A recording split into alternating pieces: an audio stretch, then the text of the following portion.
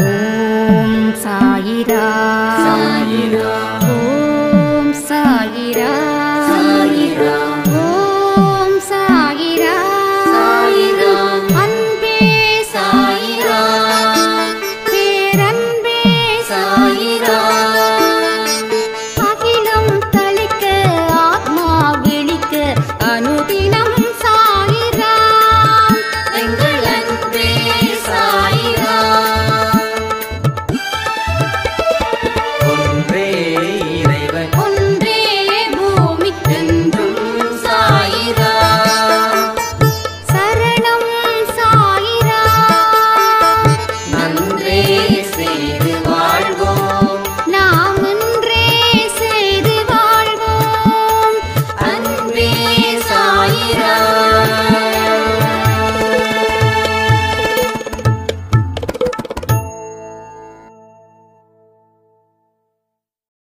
சாய்ராம். என் உயிரின் உயிரானவர்களே, விரக்தி தன்மையை வெளிப்படுத்தாம உண்மையை வெளிப்படுத்தணும். அப்போதான் வாழ்க்கையில நாம கொடுத்து வச்சவர்களா இருக்க முடியும் அப்படின்னு ஒரு பதிவு 12 மணிக்கு கொடுத்துருந்தேன். அந்த பதிவோட கமெண்ட்ஸ் ரொம்ப சிறப்பாகவே இருந்தது. ஆழமா கடவுள் உங்களை யோசிக்க வைக்கிறாருன்றத என்னால் புரிஞ்சுக்க முடியுது. எந்த ஒரு விஷயத்தையும் நீங்கள் முழுவதுமாக ஏற்றுக்கிட்டு அதன் வழியில் அதை வெளிப்படுத்துறீங்க இல்லையா, உண்மையிலே சொல்கிறேன், உங்களுக்கு வாழ்க்கையில் எல்லா கர்மாக்களையும் கடவுள் நிச்சயமாக அழித்து கொண்டே இருப்பார். புதிய கர்மாவுக்கு தயவு செய்து இடம் தரக்கூடாது.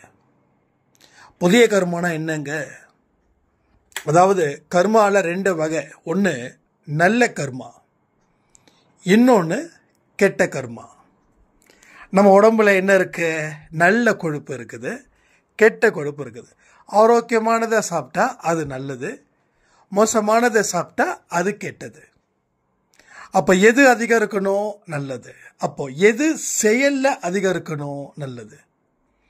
அப்போ புது கர்மாவை இப்படி எழுதலாமா? 100 வருஷம் வாழ்வதற்கும் ஆரோக்கியமாக இருப்பதற்கும் நம்ம பிரச்சனைகளில் இருந்து வெளிவருவதற்கும் அந்த மாதிரி கர்மாக்களை நாம் எழுதலாமா? எழுதுனா பாஸ் ஆகிடலாமா? எஸ்.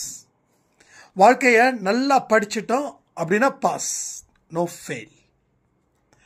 நல்ல இன்னும் சூப்பராக செமையாக படித்தோம் அப்படின்னா யாராலையும் நம்மளை பீட் பண்ண முடியாத அளவுக்கு ஒரு பெரிய சக்ஸஸ்ஃபுல் ஃபார்முலாவை கிரியேட் பண்ண முடியும். ஒரு நல்ல சக்ஸஸ்ஃபுல் ஃபார்முலா என்ன தெரியுமா? எல்லாத்தையும் புரிஞ்சு நடந்துக்கோ. எது வேணும்னு நினைச்சு வாழ ஆரம்பிச்சிடு. அப்போ வேண்டப்பட்டதை மட்டும் செய், வேண்டப்படாததை பத்தி நினைச்சு கூட பார்க்காத. எது எல்லாம் உன்னை சூழ்ச்சியில கொண்டு போகுதோ அந்த கர்மத்தை எதுக்கு நீ செய்கிற? எதெல்லாம் நல்லது செஞ்சா உனக்கு நல்லா இருக்குமா அந்த கர்மத்தை உடனுக்குடன் செய். நீ தான் முடிவு பண்ணணும். உன் வாழ்க்கைக்கு நீயே ராஜா. நாம நினைக்கிறோம் நான் இல்லை, நான் அவருக்கு அடிமை, இவருக்கு அடிமை.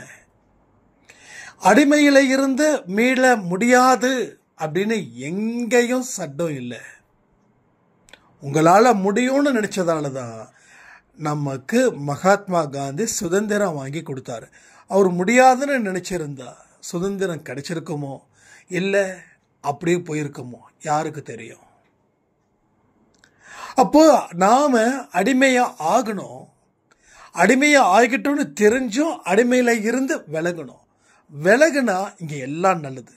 இவங்க அடிமை அவங்க அடிமைலாம் இல்லை, எல்லாமே கர்ம வினைகள் அடிப்படையிலே தான் அவங்க சொல்றதை நீங்க கேட்க வேண்டிய சூழ்நிலைக்கு தள்ளப்பட்டு இருக்கீங்க. அந்த வினை கொஞ்சம் மாறிடுச்சுன்னா நீங்க சொல்லுறது அவங்க நிச்சயமா கேட்பாங்க. அப்போ இனி வாழ்க்கையை எப்படி அமைச்சுக்கிறது, கடவுளோட வழிதான் என் வழி அப்படின்னு நாம நினைக்கும் போது அதை எப்படி நம்ம ரீஆர்கனைஸ் பண்றது? நம்ம பல பேரால தோத்து போயிருக்கோம். உண்மை. ஏன் தோத்து போனோம்? என்னைக்காவது நீங்க உங்களை பார்த்து இந்த கொஸ்டினை கேட்டிருக்கீங்களா? நான் ஏன் இத்தனை பேர்கிட்ட தோத்து போனேன்? கமெண்ட் பண்ணுங்க. அப்படின்னு இந்த மாதிரி கேள்வியை நீங்க கேட்டிருக்கீங்களா? அதற்கு பதில் ஒன்று வச்சிருப்பீங்கல்ல, அந்த பதிலை கொஞ்சம் கமெண்ட்ல சொல்லுங்க. நீங்க தோத்து போனதுக்கு காரணம் என்ன? அவ்வளவுதான். அப்போ இத இன்னும் சில பேரு இதுக்கு இன்னும் காரணமே இல்லாம வாழ்ந்துட்டு இருக்காங்க. அது ரொம்ப பரிதாபத்துக்குரிய ஒரு வழி. அது ரொம்ப ரொம்ப பரிதாபத்துக்குரிய வழி. என்ன நடக்குது, என்ன நடந்துச்சு, என்ன நடக்க போகுதுன்னு நிறைய பேருக்கு தெரியல. என்னமோ ஒன்று நடக்குது, நான் வாழ்றேன். இது இந்த சித்தாந்தத்தின்படி நீங்க உங்களுக்கு உரிய ஒரு விதியை உருவாக்கப்பட்டா அந்த சித்தாந்தம் உங்க வாழ்க்கைய சூனியமா மாத்திடும். உங்க வாழ்க்கைய சூனியமா மாத்திடும். நல்லா புரிஞ்சுக்கணும். அப்போ அந்த சித்தாந்தத்தை உடைச்சு எறியணும். என்னுடைய வாழ்க்கையை கட்டுப்படுத்தக்கூடிய அத்தனை சக்தியும் கடவுள் இன்று இரவு எனக்கு கொடுக்கிறாருன்னு நம்பணும். அப்போ நீங்க நம்பும்போது இந்த பதிவு இனி வரக்கூடிய ஒவ்வொரு வார்த்தையும் உங்க வாழ்க்கைக்கு அர்த்தமானதாகவும் பயனுள்ளதாகவும் மாறப்போகுது. அப்போ பேசிக்கான சில விஷயத்தால தான் நம்ம வீழ்த்தப்பட்டு இருக்கோம். இப்போ நான் வீழ்த்தப்படுறேன் அப்படின்னா எப்படி என்னை வீழ்த்த முடியும்? என்ன முழுசா தெரிஞ்சுக்கிட்டவன் தான் என்னை வீழ்த்த முடியும். சரியா? என்னை நல்லா புரிஞ்சுக்கிட்டவன், என்னை நல்லா தெரிஞ்சுக்கிட்டவன், என்னுடைய பலத்தையும் என் பலகீனத்தையும் தெரிஞ்சவன் மட்டும்தான் என்னை வீழ்த்தவே முடியும். வேற ஒருவராலையும் என்னை வீழ்த்த முடியாது. உண்மையா இல்லையா? முகம் தெரியாத நபர் உங்களை வீழ்த்த முடியுமா?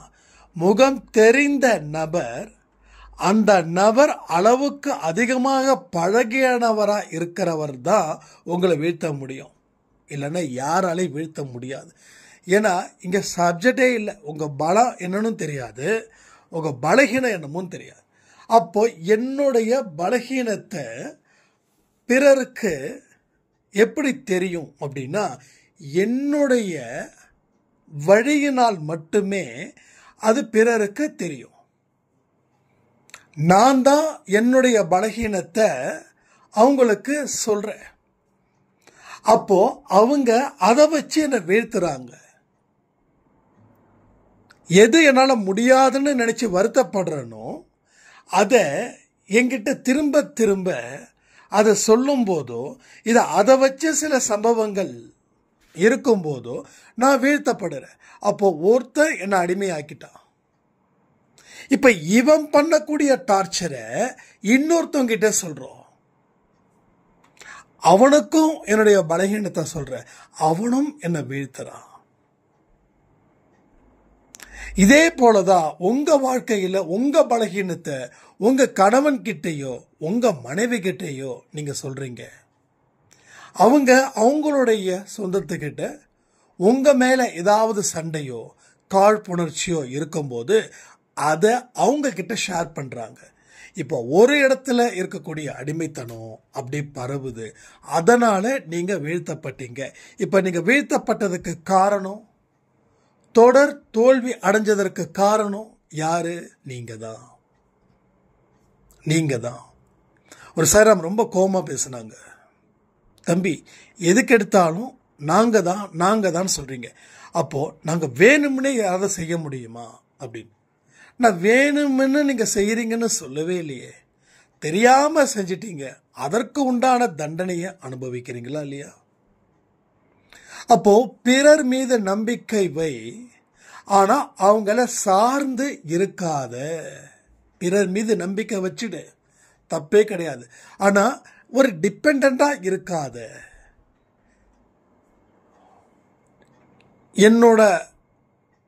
எனக்கு தோல் சாய ஒரு தோல் வேணும்னு நினைக்கிறோம். நான் ஒன்னேன்னு கேட்கிறேன், இன்னொரு தோல் இருந்தாதான் சாய முடியுமா? செவுத்துல சாய முடியாதா? சோஃபால சாய முடியாதா? என்னைக்குமே நமக்கு ஒரு பேக்கப் தேவைப்படுதுன்னு நினைச்சுக்கிட்டே இருக்கும். யாராவது ஒருத்தவங்க நம்மளுடைய புலம்பல்களை கேட்டுக்கிட்டே இருக்கணும் அப்படின்னு. ஒன்னே ஒன்று சொல்றேன், எந்த மனுஷனும் சுயநலம் மிக்கவர்கள் தான். ஒரு கூட்டம் நெருக்கடியை வருது, அப்போ அவங்கவுங்க உயிரை காப்பாத்திக்க தான் ஓடுவாங்க. ஏன்னா மூளை அப்படிதான் வேலை செய்யும். உங்க கணவர் நீங்க 2 பேர் நிக்கிறீங்க, ஒரு கூட்டம் வருது அப்படின்னா அந்த இடத்துல தள்ளுமுள்ள நடக்குதுன்னா அவங்கள காப்பாத்திக்க தான் ஓடுவாங்க. காப்பாத்திக்கிட்டு அவங்க ஒரு இடத்துல நின்னதுக்கு அப்புறம் தான், என் மனைவி என் கூட நின்னாங்களே, கணவன் என் கூட நின்னாரே, எங்க போச்சுன்னு தெரியலையே அப்படின்னு. கரூர்ல அந்த மாதிரி தான் நடந்துச்சு. கரூர்ல மட்டும் இல்லை, எல்லா இடத்துலையும். அப்போ மனுஷங்களுடைய சைக்காலஜிக்கலா அது அப்படிதான் இருக்கும். தன்னை காப்பாத்திக்க தான் ஓடுவாங்க, தப்பே இல்லை. அந்த நேரத்தில் அப்படிதான் தோணும். எல்லாரும் அப்படிதான். அப்போ மனுஷங்களை நம்பி எல்லா விஷயத்தையும் சொல்லிட்டோம் அப்படின்னா ஒரே ஒரு விஷயம்தான், கைவிலங்கு அவங்க கட்ட போறாங்கன்னு அர்த்தம். அப்போ நம்ம என்ன பண்றோம், நம்மளுடைய ஒட்டுமொத்த ரகசியத்தையும் சொல்ல வேண்டிய அவசியம் ஒருவருக்கும் இல்லை, தேவையும் இல்லை. பாஸ்ட பத்தி வாயை திறக்க வேண்டாம். அவமே பாஸ்ட்ல என்ன நடந்தா என்ன, ஏது நடந்தா என்ன, அதனால என்ன இப்போ வந்துட போகுது. கரண்ட் சிச்சுவேஷன்ல நீங்க சூப்பரா செமையா ஒழுக்கத்திலையும் சரி, அறிவிலையும் சரி, மனசுலையும் சரி சூப்பரா இருக்கீங்க. ஸோ பழசுல நடந்த விஷயத்த இனிமே யாருக்கிட்டையும் சொல்ல வேண்டிய அவசியமும் இல்லை. எதை சொல்லணுமோ அதை 1க்கு 10 தடவை யோசிச்சு சொல்லுங்க. பட் நடந்து முடிஞ்ச எந்த ஒரு விஷயத்தையும் சொல்லி உங்க பலகீனத்தை நீங்க காட்டிக்காம இருந்தீங்கன்னாவே புதுசா ஒரு சக்தி உங்களுக்கு வந்து சேரும். ஏன்னா பலகீனங்கள் வெளியில சொல்றதால மட்டும் இல்லை, உள்ளுக்குள்ள இருந்தாலும் அது உங்களை அழிக்கும் கருவியாக மாறும். இப்போ மனசுல ஒரு விஷயத்த வச்சிருந்தா அது ஏதோ ஒரு இடத்துல நிச்சயமா வெளிப்படுத்தியே தீருவோம். 100% சொல்லவே கூடாதுன்னு நினைச்சேன், ஆனா சொல்லிட்டேன். அப்போ மனசுல இருந்தா அது வெளியில போய் தான் ஆகும். அப்போ அந்த ரகசியத்தை கடவுள்கிட்ட உட்கார்ந்து வீட்டில் யாரும் இல்லாத நேரமா பார்த்து கடவுள்கிட்ட அத்தனை ரகசியத்தையும் சொல்லிடுங்களேன், தப்பே இல்லையே. யாருக்காவது ஒருத்தங்கிட்ட சொல்லணும், அவ்வளவுதானே. சொன்ன பாரம் குறையும், அவ்வளவுதானே. இங்க இருக்கிற நிறைய பெண்களுக்கும் சரி ஆண்களுக்கும் சரி அவ்வளவுதானே. ஒன்றும் இல்லை. இப்போ ஒரு ரீசெண்டா அன்பே சாய் குடும்பத்தில் ஒருத்தர் ரொம்ப கதறி அழுதார். என்னுடைய மனைவியோட கேரக்டர் சரியில்லை, அதனால என்னுடைய ரொம்ப ஸ்கூல் ஃப்ரெண்டு எந்த பிரச்சனையா இருந்தாலும் நான் என்னுடைய ஃப்ரெண்டு கிட்ட தான் ஷேர் பண்ணுவேன். என்னுடைய மனைவியை பத்தி சொல்லி சொல்லி இப்படி பண்றா அப்படி பண்றா, அவ சரியில்லை, கேரக்டர் சரியில்லை அப்படின்னு சொல்லி சொல்லி கடைசியில் அவங்க 2 பேரும் இல்லீகல் கான்டாக்ட்ல இருந்துட்டாங்க. நான் என்ன பண்றதுன்னு தெரியல. ஒருத்தவனை நம்பி நான் இவ்வளவு தூரம் சொல்றது தப்பா அப்படின்னு கேட்கிறார்.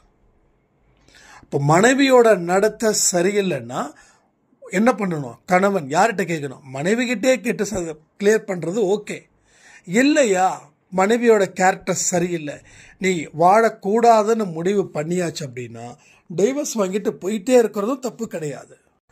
அதை பிறர்கிட்ட சொல்லும் போது நீ அதனால எந்த விதமான மாற்றத்தையும் ஏற்படுத்தல, பட் உனக்கு நடந்தது அநியாயம்.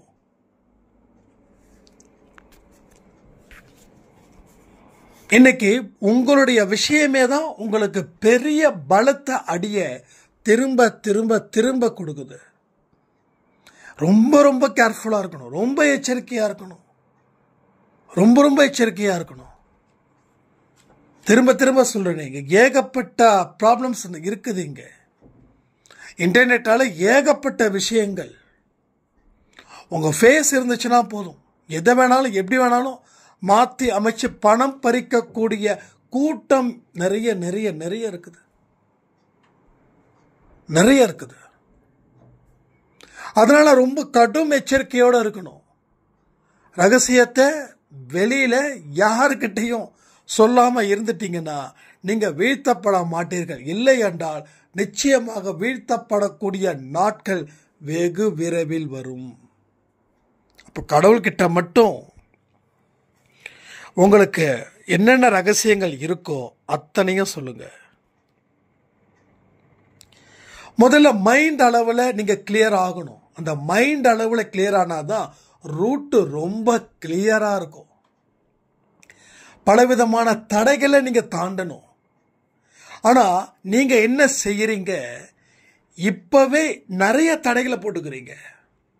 ஏற்கனவே இருக்கக்கூடிய தடைகளை தாண்டறதுக்கே பல ஜென்மம் வேணும்.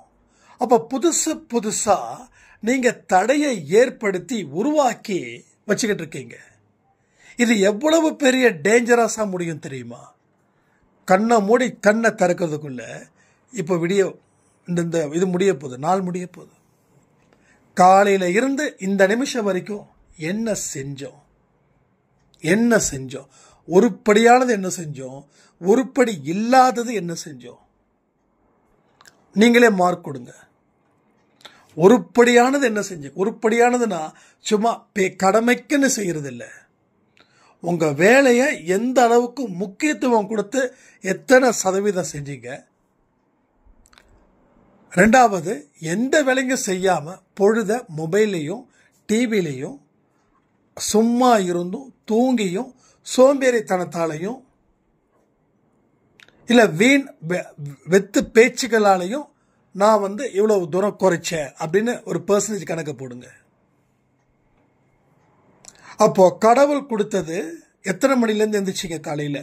நான் ஒரு எல்லாரும் எந்திரிக்கிற நேரத்தை வச்சுக்கிறேன். ஒரு 6 மணி, 6 மணியில இருந்து இப்போ ஒரு 9 மணி வச்சுக்கலாம்.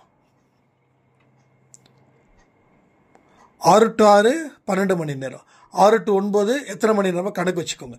இத்தனை மணி நேரத்தில் என்ன விஷயத்தை நீங்க செஞ்சீங்க? உங்க கர்மாவை குறைக்க என்ன வழி ஹேண்டில் பண்ணீங்க?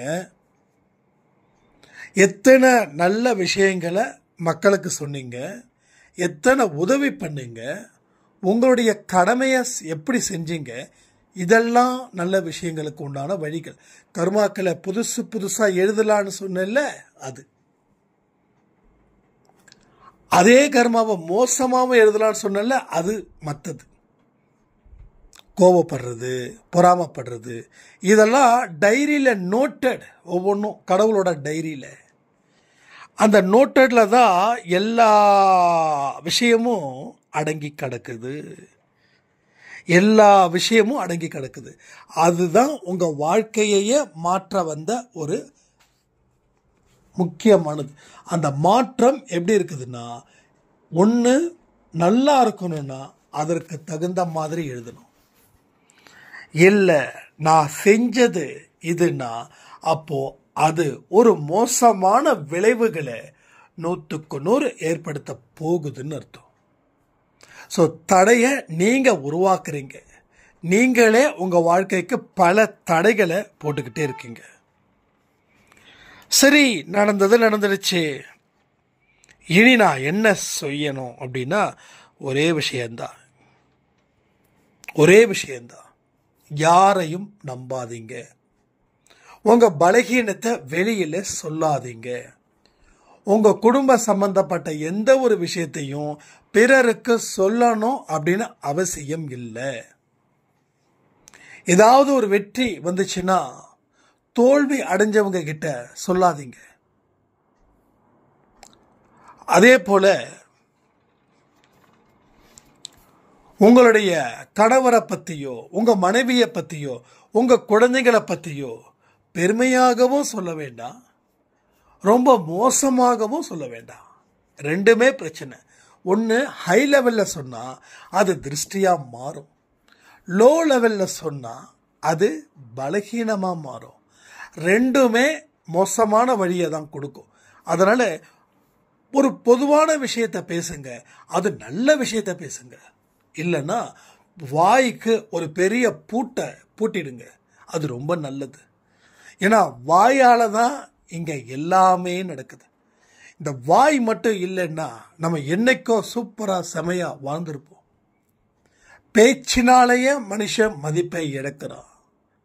அளவுக்கு அதிகமாக எங்கே பேசுகிறோமோ அங்கே நீங்கள் மதிப்பை இழந்திருப்பீங்க. நல்லா பாருங்கள், நீங்கள் எத்தனை பேர்கிட்ட எவ்வளவு க்ளோஸாக இருப்பீங்களோ அவங்க இப்போ உங்ககிட்ட க்ளோஸாக இருக்க மாட்டாங்க. ஏன்னா நீங்கள் பேசின பேச்சு அப்பேற்பட்டது. 10 வருஷத்துக்கு உண்டானதை ஒரே வருஷத்தில் பேசிட்டிங்கன்னா அதுக்கப்புறம் பேசுறது எல்லாமே வீண் பேச்சு, வெட்டி பேச்சு. அதனால பிரிவோ இல்லை மனக்கசப்போ அங்கே நிச்சயமாக நடக்கும், நடந்தே தீரும், நடந்து இருக்கணும். நடந்திருக்கா? கமெண்ட் பண்ணுங்க. அப்போ அளவா பேசு, அளவா வாழு. எல்லாமே அளவோட இருந்துடுச்சுன்னா வாழ்க்கை நிறைவா இருக்கும். அளவுக்கு மிஞ்சினா எது விஷமாகுது? அமிர்தமும் விஷமாகுது, அமிர்தமும் கூட விஷமாகும். என்னதான் ஒரு ஆரோக்கியமான சாப்பாடை நீங்க செஞ்சாலும் ஒரு நாளுக்குள்ள அந்த சாப்பாடை சாப்பிடலைன்னா சாப்பாடு கெட்டு போயிடும். ஒரு நாளே அதிகபட்சம் நான் சொல்றேன். இல்லை நல்ல சாப்பாடு தானே செஞ்சோம், நல்ல ஆரோக்கியமானது தானே செஞ்சோம், எப்படி கெட்டு போகுதுன்னா கெட்டு போகும் தன்மை அது. வள்ளலார் சொல்றது, சாப்பிட்ட 4 மணி நேரத்துக்குள்ள சாப்பாடு செஞ்ச 4 ஹவர்ஸ்ல சாப்பிடணுமா, இல்லாட்டி விஷம் ஏறுமா. ஆனா ஞாயிற்றுக்கிழமை வச்சிருக்கக்கூடிய மீன் குழம்பு புதன்கிழமை வரைக்கும் சப்ளை ஆகுது. ஞாயிற்றுக்கிழமை வச்சிருக்கிற மட்டன் குழம்பு திங்கட்கிழமை நைட்டு வரைக்கும் சப்ளை ஆகுது. ஒவ்வொரு தடவை குழம்ப சூடு பண்றோமே அது விஷம்னு எத்தனை பேருக்கு தெரியுமா உங்களுக்கு? ஒரு சாம்பாரையோ ஒரு ரசத்தையோ ஒரு குழம்பையோ சிக்கன் ஃப்ரை பண்ணது நல்லா சூடாக சாப்பிட்டா நல்லா இருக்கும்னு நினைக்கிறமே, அதுவோ எதை செஞ்சாலும் அது 4 மணி நேரத்துக்குள்ளே சாப்பிடணும். எகைன் சூடு பண்ணால் விஷம் ஸ்டார்ட் ஆகுது. ஃப்ரிட்ஜுக்குள்ளே இருந்து எதை சாப்பிட்டாலும் அது விஷம்தான். ஃப்ரிட்ஜுக்குள்ளே இருந்து எதை சாப்பிட்டாலும் விஷம்தான். ஏன் ஃப்ரிட்ஜுக்குள்ளே வச்சா நாம் நினைக்கிறோம் கெடாதுன்னு, ஆனால் ஃப்ரிட்ஜுக்குள்ளே வச்சா கெடாதுன்னு யார் சொன்னா? கெட்டு போவதற்கு உண்டான வாய்ப்புகள் அதிகம், ஆனால் முழுவதும் கெட்டு போகலை. ஆனால் ஃப்ரிட்ஜுக்குள்ளே வைக்கும்போது அதனுடைய பாக்டீரியாஸ்கள் உங்களை டார்ச்சர் பண்ணும். ஏன் இப்போ நிறைய பேருக்கு ஏகப்பட்ட பிரச்சனை வருது? ஏன்னா எல்லாருமே ஆரோக்கியமான சாப்பாடு சாப்பிடலை. எவ்வளோதான் சமையலில் ஒரு மணி நேரம் எக்ஸ்ட்ரா கொடுத்தா நல்ல ஆரோக்கியமானது சாப்பிடலாம். ஆரோக்கியமானதில் சாப்பிட்டா என்ன ஆகும்? நீ ஆரோக்கியமாக வாழ்வ, ஆரோக்கியமாக திங்க் பண்ணுவ. இன்னைக்கு ஒரு பேக்கரி பக்கத்தில் ஒரு மொபைல் ஷாப்பு, அங்கே போயிருந்தேன். அவர் என்னை கூப்பிட்டாரு. சார் நம்ம கடைக்கெல்லாம் வரமாட்டீங்களா அப்படின்னாரு. இல்லை சார் அப்படின்னு. என்னங்க ஆச்சுன்னாரு. இல்லைங்க ஸ்நாக்ஸ்லாம் சாப்பிடக்கூடாது. என்னங்க மறுபடியும் ஏதாவது பயிற்சிக்கு இது கொடுத்துருக்கீங்களா அப்படின்னாரு. ஆமாங்க அவர் கிறிஸ்டின், ருத்ரதாண்டவ பயிற்சி. சொல்லும் போதே அப்படியே என்னமோ பண்ணுதுங்க அப்படின்னாரு. ஆமாங்க இருந்த பார்க்க இன்னும் வேற லெவலில் பண்ணும் அப்படின்னு. என்னென்னங்க பயிற்சி அப்படின்னா ஒரு 9 கட்டளை சொன்னோம்.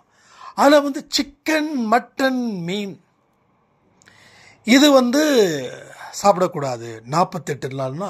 சார் எப்படி சார் நீங்களா இருக்கீங்க? நீங்கள் வாரத்தில் 2 நாள் சாப்பிட்றவங்களாச்சே,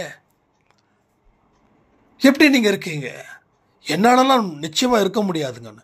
நான் அப்போவே விஷ்ணு சாய் கிட்ட சொன்னேன், ஏப்பா சிக்கன் மட்டன் சாப்பிடாமல் இருக்கிறது நமக்கு சாதாரணமாக இருக்குது.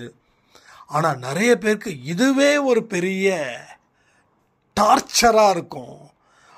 ஒரு வாரம் முடியலனாவே அடுத்த நாளே வச்சிருவாங்க அப்படின்னு. அப்படியா? ஆமாம். அப்படி அப்போ இதை சொல்லும்போது அவர் ஷாக் ஆகிட்டார். சிக்கன் மட்டன்லாம் சாப்பிட்றது இல்லை 48 நாள். இப்போ 3 வாரம் முடிஞ்சிருச்சுங்களா? எஸ், 3 வாரம் கிட்டத்தட்ட முடிஞ்சிருச்சுன்னு நினைக்கிறேன் அப்படி.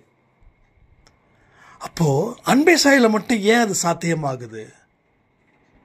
எனக்கு டக்குன்னு கேள்வி அவர்கிட்ட பேசி முடிச்சதுக்கப்புறம் வந்தது. அன்பே சாயில் மட்டும் எப்படி பாசிபிளாக இருக்குது அப்படின்னா, கடவுளுடைய அனுக்கிரகம் இருக்கிறதால உனக்கு அந்த கண்ட்ரோல் அப்படின்னு வந்திருக்குது.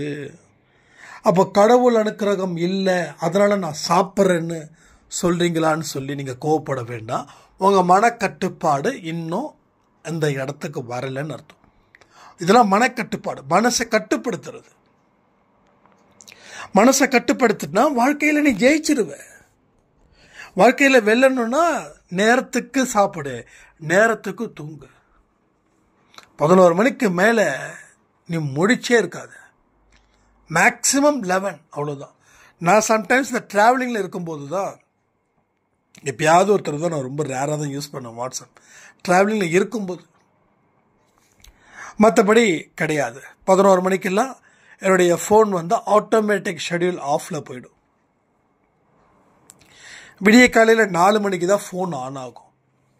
ஏன்னா எல்லாத்தையும் நாம் யூஸ் பண்ணிக்கணும். என்னென்ன டெக்னாலஜிஸ் இருக்குதோ எல்லாத்தையும் யூஸ் பண்ணிக்கணும். ஆனால் அதை நம்ம தப்பாக யூஸ் பண்ணிக்கக்கூடாது. இங்கே தப்பாக தான் யூஸ் பண்ணிக்கிறோம். ஃப்ரிட்ஜை வந்து தப்பாக யூஸ் பண்ணுறோம். இன்னொரு விஷயத்த சொன்னால் உங்களுக்கு வைத்த கலக்கும்னு நினைக்கிறேன். கூலிங் பாக்ஸ் எதுக்குங்க யூஸ் பண்ணுவாங்க? எதுக்கு யூஸ் பண்ணுவாங்க? நான் என் வாயால் சொல்ல மாட்டேன், நீங்கள் சொல்லுங்கள். அப்போது கூலிங் பாக்ஸ் அப்படின்னா எதுக்காக யூஸ் பண்ணுவாங்க? அதே தான் நாம் வந்து ஃப்ரிட்ஜின்ற கூலிங் பாக்ஸில் எல்லாத்தையும் வச்சுருக்கோம். இதுதான் இந்த கூலிங் பாக்ஸில் என்ன இருக்குதோ அதுதான் இந்த ஃப்ரிட்ஜின்ற கூலிங் பாக்ஸ்லேயும் நடக்கும். அதனால் ஆரோக்கியமானதை சாப்பிடுங்க. சாப்பிட்றதுக்கு சமையல் செய்கிறதுக்காக தயவு செய்து சோம்பேறித்தனம் படாதீங்க. ஒவ்வொரு நாளும் ஒவ்வொரு ஃபுட்டு கொடுங்க. இப்போ இந்த சண்டேஸில் என்ன ஆகுது அப்படின்னா, நம்ம வீட்டில் ஒரு சமயக்காரமா அவங்க வந்து நல்லா சூப்பராக பெத்த பசங்க மாதிரி நினச்சி பண்ணி தராங்க. ஸோ ரொம்ப சந்தோஷம். ஏன்னா சமயக்காரமானு சொன்னால் உங்களுக்கு புரியுன்றதுக்காக தான் அந்த வார்த்தை நான் சொல்கிறேன். அப்போ சண்டே வந்து பெரிய தலைவலியாக இருக்கும். இப்போ சண்டே வந்து என்னென்னா, சண்டே வந்து நல்லா தடபுடலான சாம்பார் சாப்பாடு, சாம்பார் சாதம், சாம்பார், ரசம், பொரியல், இது மாதிரி. அப்போது என்ன செய்யறதுன்னு தெரியல அப்படின்னும் போது நமக்கு அந்த சிக்கனையும் மட்டனையும் விட்டு கொடுக்க மனசு இல்லை. அதனால் என்ன செய்யறதுன்னு தெரியல. நிறைய பேருக்கு ஒரு பெரிய இஷ்யூ, சண்டே என்னப்பா பண்ணுறதுன்னு. நானே போய் அந்த அம்மா கேட்பாங்க விஷ்ணுக்கிட்ட, தம்பி என்னப்பா செய்கிறது அப்படின்னு. நான் என்ன பண்ணேன், எனக்கு ஒரே கன்ஃபியூஸ். எத்தனை தடவை தான் சாம்பார், புளிக்குழம்பு, மோர் குழம்பு வைக்கிறது. போய் நெட்டில் போய் பார்த்த உடனே குழம்பு வகைகள் அப்படின்னோடனே என்னது அப்படின்னு, சுண்டைக்காய் புளிக்குழம்பு அப்படின்னு. ஓகே, இன்றைக்கி சுண்டைக்காய் புளிக்குழம்பு, தண்டு பொரியல், எப்படி இருக்கு காம்போ? ஏன்னா இதெல்லாம் இப்போ வந்து உண்மையிலே சொல்கிறேனே, இந்த 21 நாள் வந்து சிக்கன் மட்டன் சாப்பிடாதது, வெளியில் ஸ்நாக்ஸ் ஐட்டம் அதிகமாக சாப்பிடல. நான் சாப்பிட்டேன், ஆனால் அதிகமாக சாப்பிடல. ஏன் சாப்பிட்டேன்னா அதுக்கு நான் சொல்லிடுறேன். நான் சம்டைம்ஸ் வந்து அவுட்டரில் இருக்கும்போது அந்த பரோட்டா இதுதான் வச்சுருப்பாங்க.